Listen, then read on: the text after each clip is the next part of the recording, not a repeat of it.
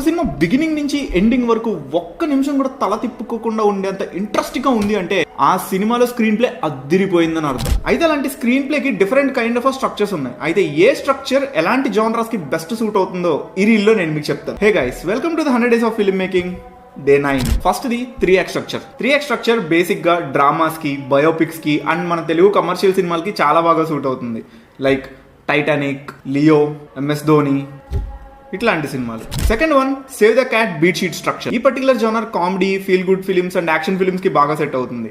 Like RRR, Ee Nagaraniki Emaindi and 3 Idiots. And third one, the hero's journey. ఈ hero's journey అనే structure adventure films కి, mythological films కి చాలా బాగా సూట్ అవుతుంది.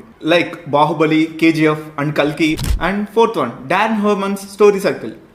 ఇది మోస్ట్లీ టీవీ సిరీసెస్ కి, డార్క్ కామెడీస్ కి చాలా బాగా సూట్ అవుతుంది. సో ఈ స్ట్రక్చర్ ప్రాపర్ గా క్రియేట్ చేయబడిందే షోస్ కోసం. ఇది ఫిలిమ్స్ కి కూడా సూట్ అవుతుంది, బట్ మోస్ట్లీ ఇది వెబ్ సిరీసెస్ కి ఎక్కువ